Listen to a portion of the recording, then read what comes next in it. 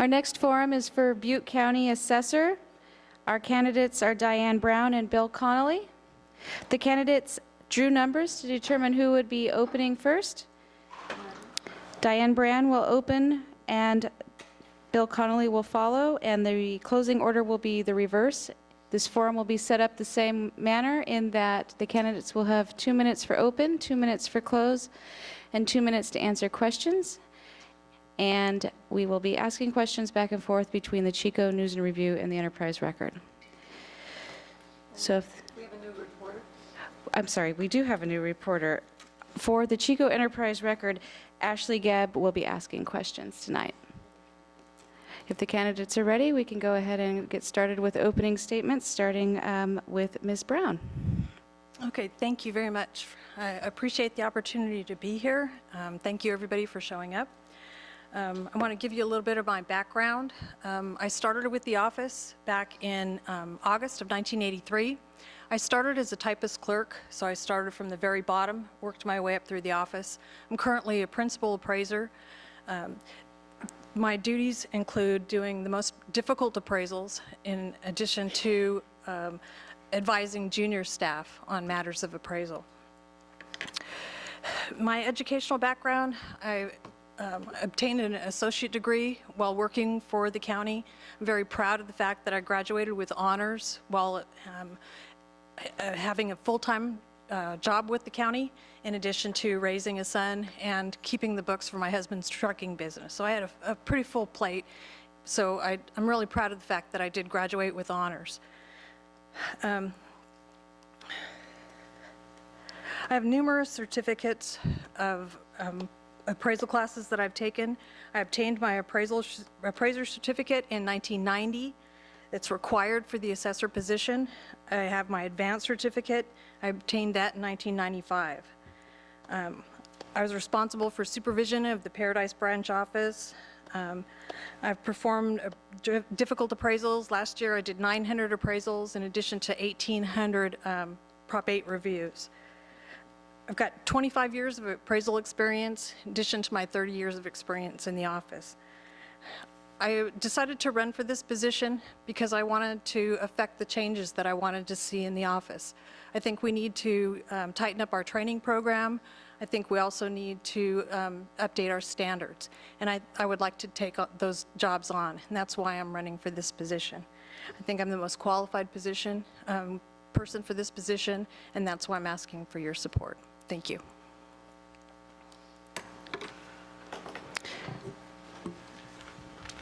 Hi, I'm Bill Connelly. Many of you know me. I've been a county supervisor for the last 10 years from District 1. I was raised in Butte County and have effectively run a small business for many years, and then went on to be elected to position of county supervisor, a position which I might add I'd never held before. The reason I think I'm qualified for this job and the reason I'm running for this job is I looked from a county board of supervisors position down at the department, and there was many problems. For example, the rolls haven't been on time. For many years they haven't been on time. And, the majority of a decade they've been late. And how does that impact local government? It impacts in a very negative way. If the rolls aren't on time, sometimes people have to go out and get a loan. Chico is an example of that. Here they are in a stressed environment trying to get by. The rolls weren't on time and they had to go out and borrow money against their income that they're waiting for. And that's why I'm endorsed by many people, a broad spectrum of people, two congressmen, by 2 assemblymen, a state senator, all of the all of the city council members of Gridley, Biggs, 4 on the Chico City Council, 3 out of 5 on Paradise, and that would include Randall Stone, Tammy Ritter, and Ann Schwab right here in Chico have endorsed me because they know that you can work with me. You know that I will always protect the local people against the excesses of government. This is a position that I uniquely fit because of my experience in private and government side. Government, 2,300 employees, a $400 million budget that's been on time and balanced even in the worst recession of our lives. And by the way, thank you for having me here tonight. I really appreciate your efforts. Thank you. Thank you. We'll start the questions off with Tom. With, Ms. First? Brown will go Okay. first in alphabetical order. all right, I would ask, can you explain to taxpayers and citizens, kind of the same, the significance of running the assessor's office? The assessor's office creates the assessment roll.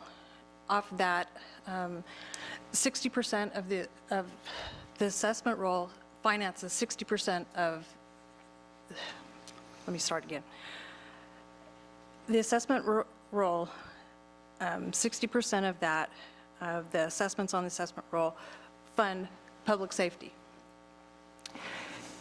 All of the general purpose revenues come from the assessment roll. So it's really important that the assessment roll be correct. This year, for the first time for as long as I can remember, we actually did complete the roll on time. Right now, at one time, we had 26,000 properties under Prop 8 review. We've reduced that probably now down to about 20,000 parcels under Prop 8 review. So it's important that the person who's running the office understand what that means, pulls them out correctly, and gets the property values right. Public safety depends on it. All the other departments depend on it. The assessment roll is vitally important for the economy of Butte County and for all of the special districts that are involved, for the public safety. 75% of the public safety revenue comes from, it funds not only the probation department, but DA, sheriff's department. All of that comes from the assessment roll because it's dependent on the general purpose revenue, and that's provided by property tax revenue. And so it's really important that the assessment roll be done right and be done by somebody who knows what they're doing.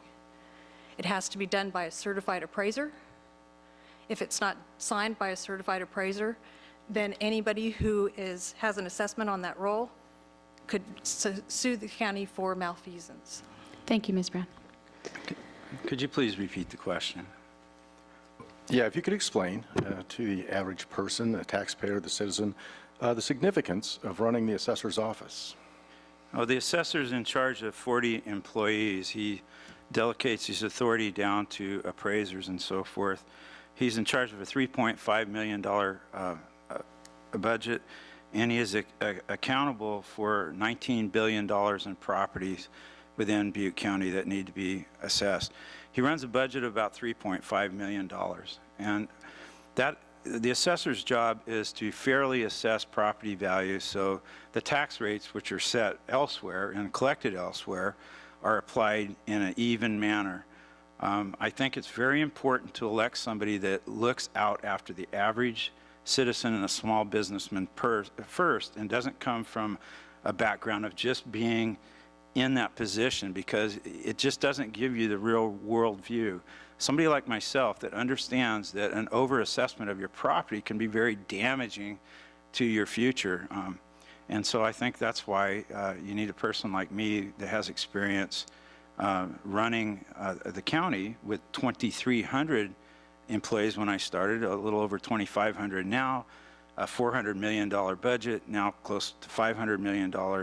And even again, during the worst economic downturn, we kept services up and kept the budget within limit, which is only one of 10 counties in the whole state. And there's 58 counties, if you want to know. I think that I'm well aware what it takes to run this office, and I'm willing to delegate authority to people that work hard for the general public, and to make sure that they're held to task, and to make sure you, the taxpayer, are fairly assessed. Thank you. Our next question will come from Ms. Gebb. So both of you mentioned changes within the office as one of your motivations for running. I'd like to give you an opportunity to discuss those changes a little bit further in detail, as well as talk about how you would affect those changes and how much of a priority you would place on getting those done. Am I first? Okay, first off, it's not very common, but there are rare instances of people being treated rudely. And I just think that's something we can't do to the general public. That, as a county supervisor, people would call me and say, hey, you know, I had a problem, I was treated rudely, I would take it up to the chain of command and they would deal with it. I think that's a culture change that needs to happen. Somebody from the outside needs to come in and look at that. Next off, I think that the technology lacks in the assessor's office. There's a real need to upgrade technology. The technology exists to where we could do these Prop 8 adjustments in a much rapid manner. I would look to places like Santa Clara County, award-winning in their efforts to do that. And that was something that we need to look at, where an outside person could come into this culture and change that. And lastly, I think that the employees need to know that they're the most valued part of the department. As long as they're doing their job well, I'm absolutely a very fair person. I learned this when I was in the military. I never judged people by what they look like or religion, color, ethnic, whatever. I can get along with anybody.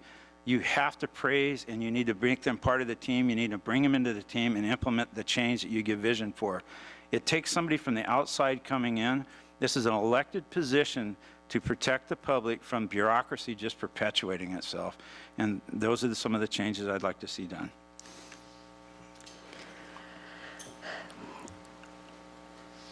As far as our technology goes, we have brand new computers. Our software is upgraded to the point where if we were upgraded anymore, we wouldn't be able to communicate with our property tax software company or other departments. So we're as upgraded as far as we could go. Where I'd like to focus on is our standards program. Our standards haven't been updated in several years because we haven't had the staff or the time to do them.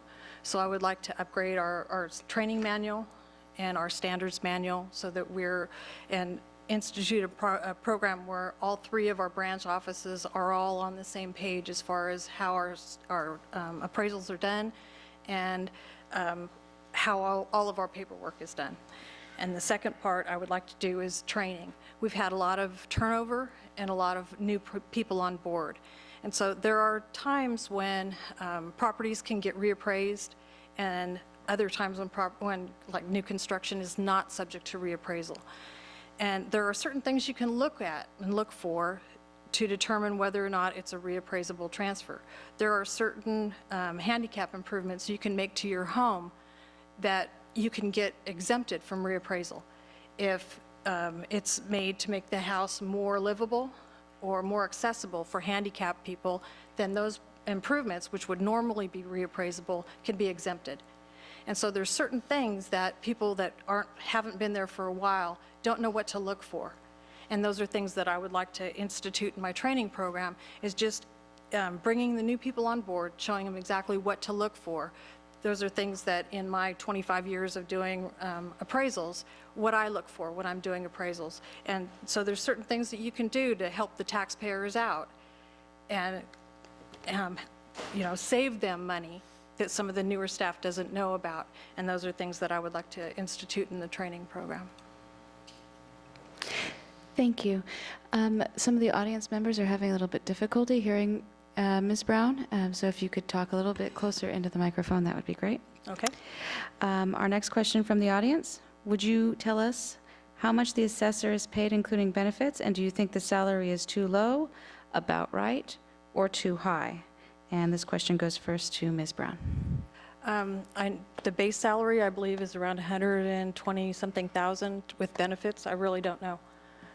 It's not something that's been really important to me, so I haven't really checked. I'm more concentrated on doing the job. The salary and benefits are not something that I've really even checked into. It's not something that's been important to me, so I really don't know.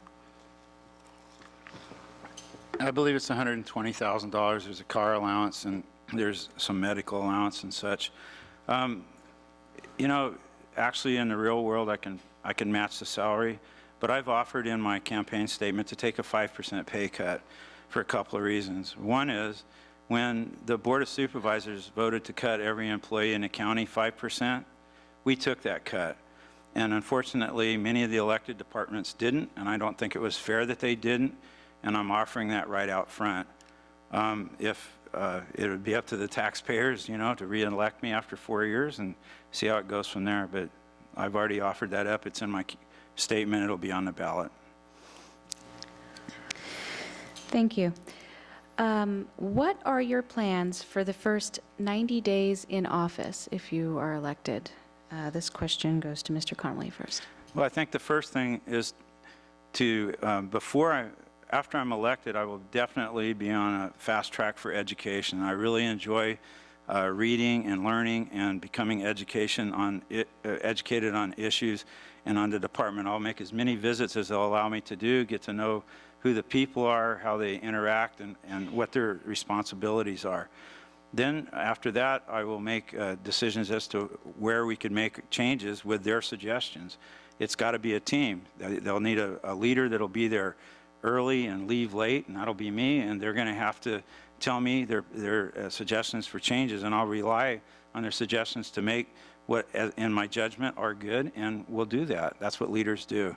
It's not going to be a big radical change in the first 90 days. As far as the technology, I'll say they may have the newest computer programs, may have the newest computers, but they are not up to date with other counties, and we need to look at that, and we need to catch up to other counties. In fact, in some cases, the assessor's programming is not accessible by other departments. So that's a silo that I'd like to break down, and I'd like to use the employees to do that and learn how we could work together and serve the public better. Can you repeat the question, please? Yes, what would you do in the first 90 days?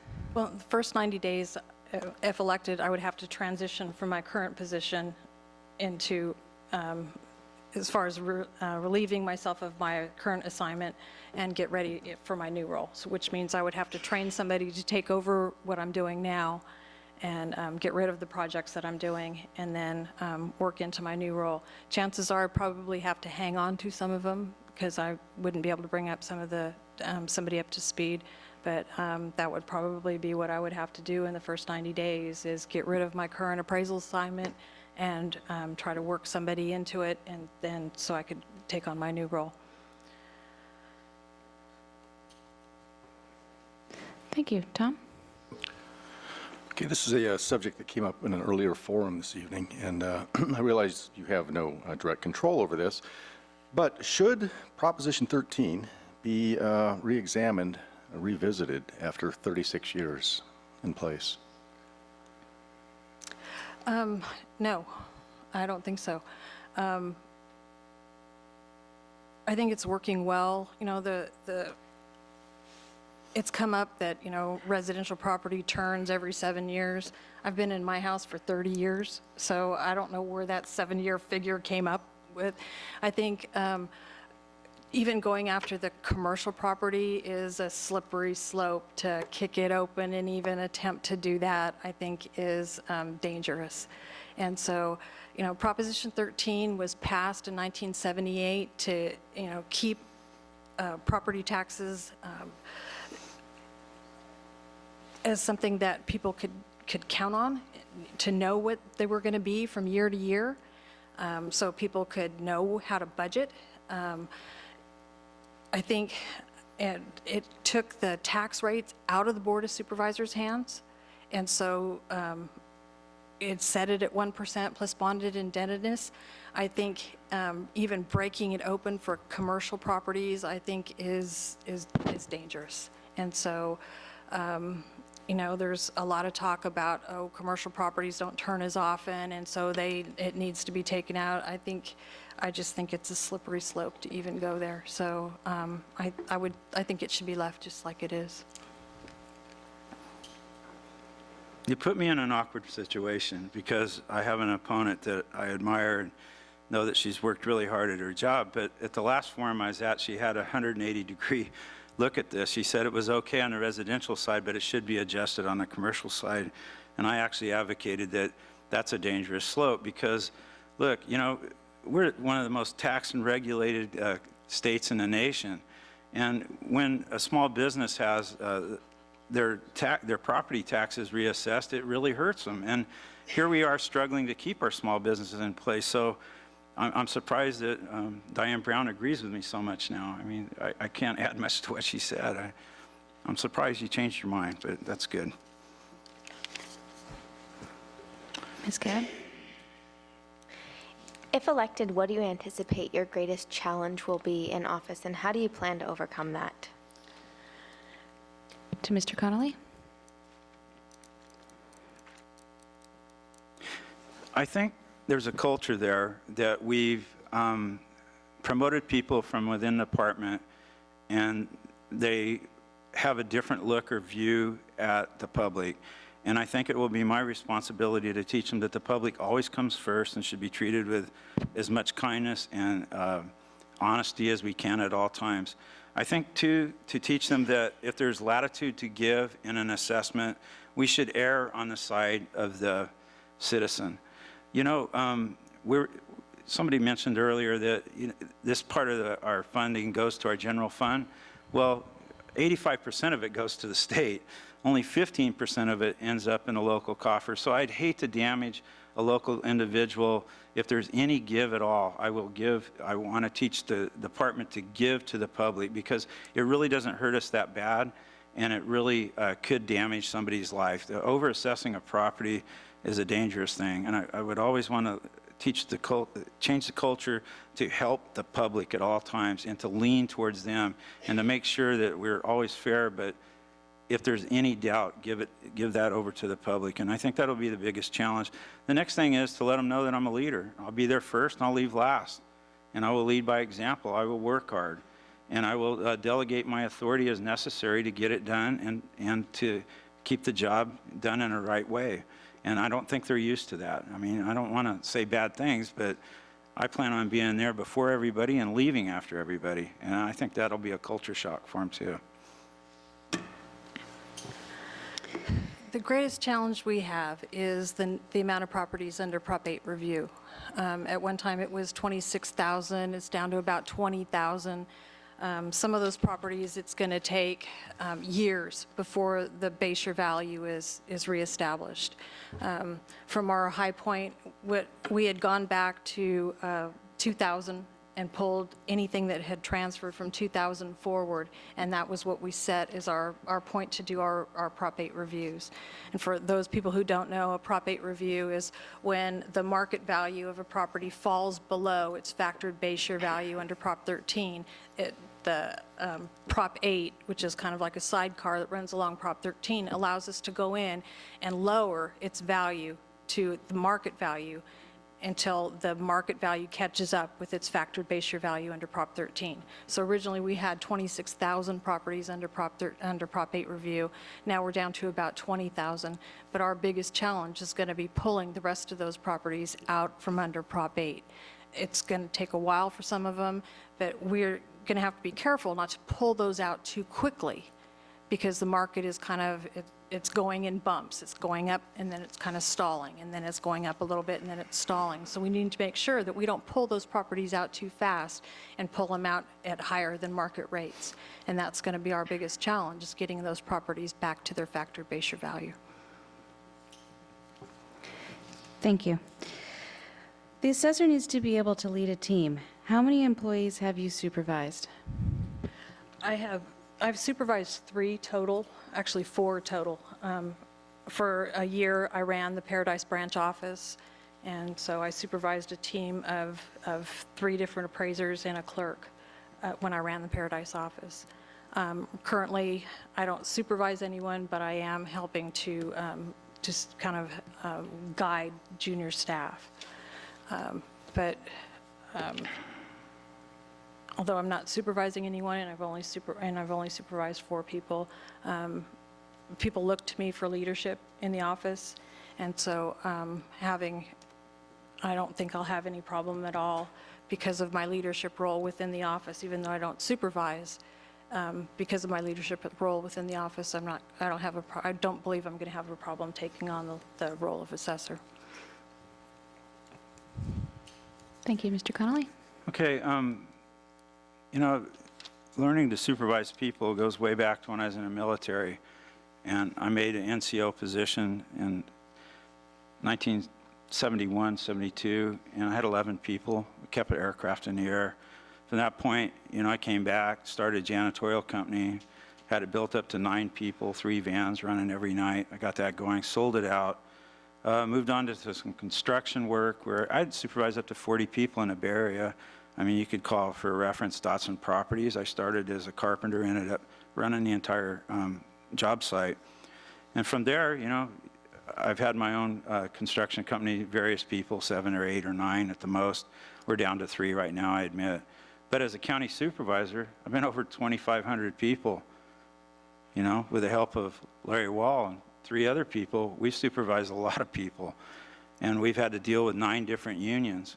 And I understand how it works, and I understand how to give direction to people. And meanwhile, since I've been in office, I've taken no less than 5 leadership classes through CSAC. I've tried to educate myself on how to build a team and how to motivate people and how to work together and how to reach common goals. And in one class, I was even asked to give input to his book, which was called Tribal Leadership. So I think I'm prepared to lead this many people, 40. It's not overwhelming. It's not a podunk county where I'm going to go out and do appraisals and things like that. That is something that I have to delegate. It is a leadership position. You need a strong person right behind you, and you need to delegate your authority in a rational and reasonable manner, and you have to give direction, and I'm the person to do that. Thank you. Can you think of any way to make the office of assessor more efficient? Mr. Connelly? I'm up. Well, I think we talked about it. The technology exists in other counties where they've gotten rid of most of their paper files, and they're not referring to them like they do in Butte County. I think that's one way to make it. And I think ongoing, I'll agree with Mrs. Brown that education is very important. You need to be able to allow your employees to become educated, even pay for that education to allow them to improve themselves. And I believe that there's a lack of leadership in the assessor's office right now. The way I understand it, it's broke down. You got the assessor, you got his assistant, and then you don't have any people over people, you know what I mean? You got to break it down. Like in the military, you got your officers, and you got your sergeants, and then you got your enlisted people. We're lacking the sergeants right now, and I think that needs to change. I think the efficiency is going to rely on technology, and technology is it's a revolution in technology, and we need to keep up with it, and we need to educate ourselves on it, and we need to make sure that we're using it to the greatest benefit of the public. And that is probably where we can get the most efficiency in the future, educating our people, working as a team, and implementing new technology. We've managed to make ourselves more efficient by working within our property tax software. We've managed to work through spreadsheets to input data rather than doing it through paper, doing it through spreadsheets. And so it allows us to input data much more efficiently than we used to. All of our Prop 8 reviews are done on spreadsheets rather than just doing it on paper, so that we can do mass appraisal versions of our Prop 8 reviews rather than just doing it as one at a time. So we kind of do a hybrid version of a mass appraisal program, not quite like what the banks do, but a little bit kind of a hybrid version between a singular appraisal and mass appraisal. So we've done some techniques to make ourselves much more efficient than we used to be. At one time, we had about 85,000 or 80,000 parcels. We had 50 employees. We now have about 90,000 employees, and we were down to 38 employees. We're now up to 42 full-time employees. So we've learned to do a lot more with a lot less people, and we've had to become a lot more efficient. And so we've learned to do that using technology. And so, you know, even though we haven't been able to you know, our computers are fine, our software is fine, we've managed to do some technological upgrades, you know, within the confines of what we currently have. Thank you. And this next question goes to Tom. Yes, can you give an example of the possible consequences of an improper assessment? What can come out of that? An improper assessment can create an underassessment to where the taxpayers basically get cheated because the property is not assessed at the at the proper rate, can create an overassessment where the taxpayer ends up having to pay too much. If the property isn't properly assessed when we get audited by the State Board of Equalization, if we're not within 95% of the assessed value that they come up with, it can cost the county money in supplemental assessment funds. It can cause assessment appeals, which costs the county time and money and staff time. There's a variety of things that it can cause. It's a waste of county resources. It sounds like we're over-assessing everybody. We're not. We follow property tax laws. It's not that we don't get great pleasure in over-assessing taxpayers. We follow the laws that we're required to follow, and our property tax values are within the guidelines set by the State Board of Equalization following the property tax laws. And so we try not to overassess or underassess. It's a matter of pride for us. Well, for one example is when the assessor mismeasured a property for one of my constituents, and it's a big deal to them because it triggered school fees and so forth. And it took almost 3 years trying to go through the appeals process and finally get somebody out there to remeasure and find out there was a 50-foot error. So again, I would always want to protect the public from something like that. The other thing is in the Prop 8 reassessments, we took a dive under Prop 8. You were allowed to lower property values, and it seems like that we're being pretty aggressive in Butte County on how we reassess those properties. For example, if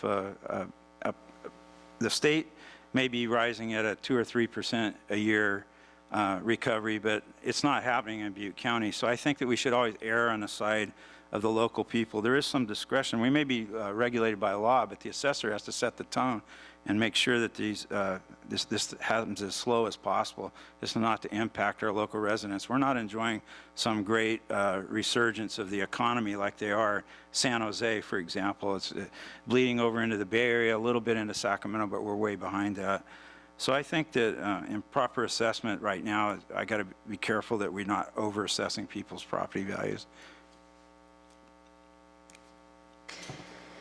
Thank you. And the last question will come from Ms. Gebb. Customer service has been brought up tonight by both candidates, whether in regard to how taxpayers are treated or how their properties are assessed. What are your objectives in this regard? I'm up, right? Yes. Well, I think it's very, very important to treat the public with respect. I mean, as a supervisor, I've run into some pretty cantankerous people, but you can handle it, and we need to teach that all the way down to the counter people or whoever comes out from the back and talks to them. I've had several complaints about the appeals board being very rude to people. This is the facts, this is the way it is, you got to take it the way I'm giving it to you. And that's just not the culture that we need there. We need to always treat, even when the public thinks they're right and we know they're wrong, maybe, you've got to treat them with respect. They're the taxpayers that pay our way.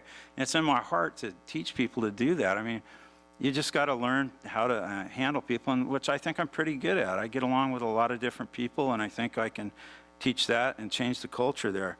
There has, again, been several complaints about the way people have been treated at the assessor's office. And it wasn't the fact that they were right or wrong, it was the fact that they were just flat treated rudely. It doesn't happen every day, it doesn't happen every week, but it happens occasionally, and that's just too many times. So I'd like to change that. As far as the appeals board goes, we have no control over them. They are a separate entity. They don't answer to us. They answer to the Board of Supervisors. So Mr. Connelly would have more control over them than we would. As far as the culture in the office goes, we pride ourselves on our customer service. We have had more compliments on our customer service in the last year than we have had in any other time. So our counter people have had more letters and more people bringing us cookies and stuff because of the way they were treated at the counter than we have ever seen. So I don't know about this rudeness stuff, but we have, I know I personally had to deal with a gentleman that he was so angry when I started out, he was shaking. But by the time I was done with them, we were fine. He was smiling, we were, on good terms. That's the way we pride ourselves on leaving people. It doesn't do any of us any good to antagonize taxpayers and leave them angry. It's not a good contact. It doesn't help them, it doesn't help us.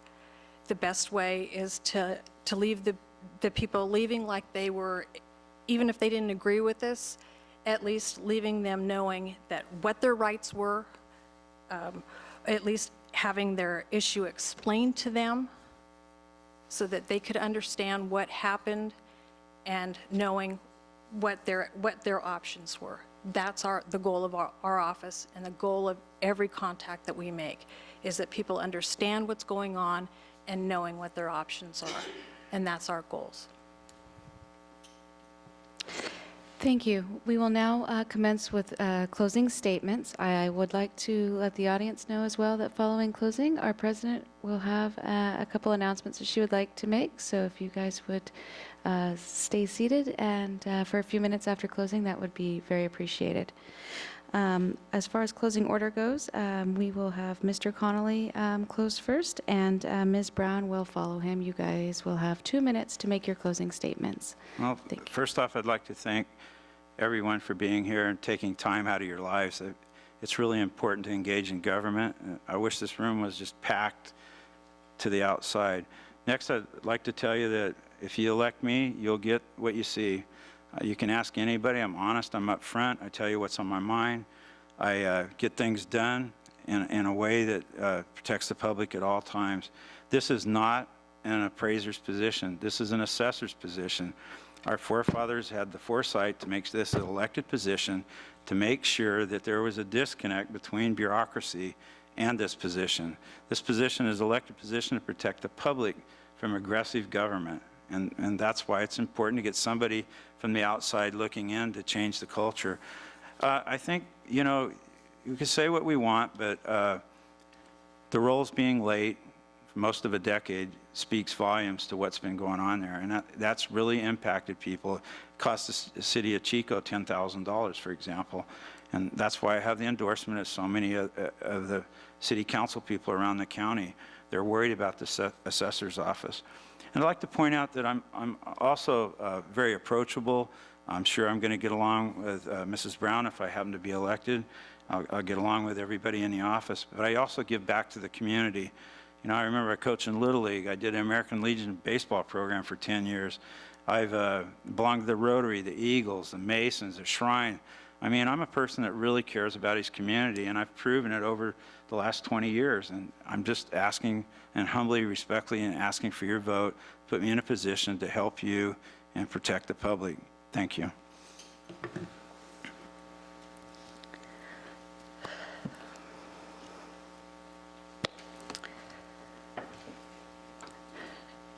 In the assessor's office, we deal with a lot of kind of values.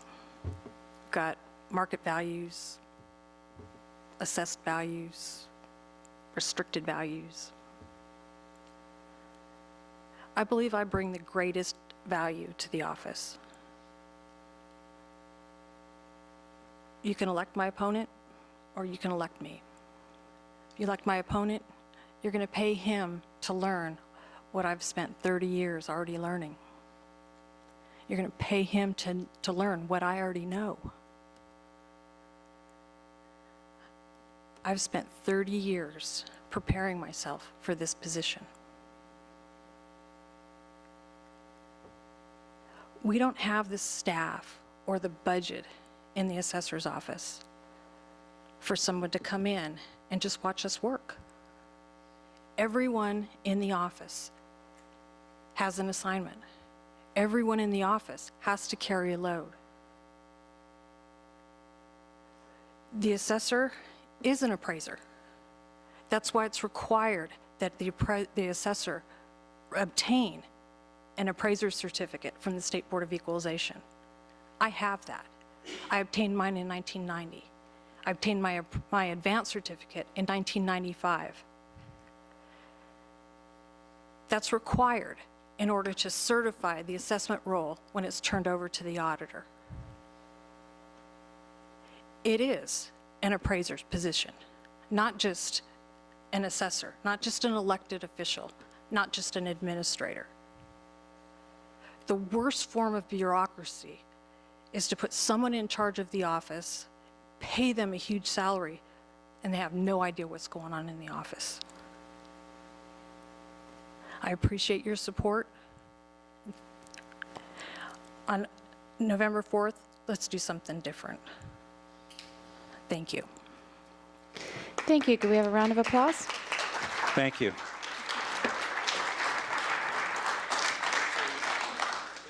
Thanks for staying, everybody. I'll be quick. I want to thank all the candidates for coming tonight, for the audience that was here. One thing I forgot to announce at the beginning of the evening, and this might make Mr. Conley feel a little better, we didn't always fill this room, but we've been on Channel 11, public access television through Comcast all evening.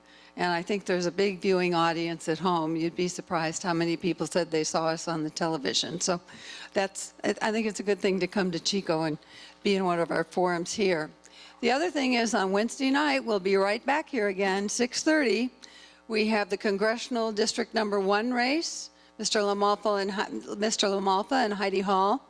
We have the Chico City Council, and we are going to do the Chico Unified School District. And I want to explain that ahead of time. We have 4 candidates on our ballot. You may have heard one of them has withdrawn. They withdrew after the deadline. So they are a valid candidate on the ballot and theoretically could be elected. So we're going to let the candidates come and speak on Wednesday night, and we have offered that other candidate an opportunity to be there. We'll let you know on Wednesday. I'm not sure that she accepted. But anyway, if you wonder why we're doing that for a race that seemed like a already drawn conclusion, it isn't. So anyway, I hope to see you Wednesday night, and thanks for coming and supporting the league. And look us up on smartvoter.org. The candidates post their information there. Most of them do. I hope more do. And there's a lot of other good information there. Thank you. Good night.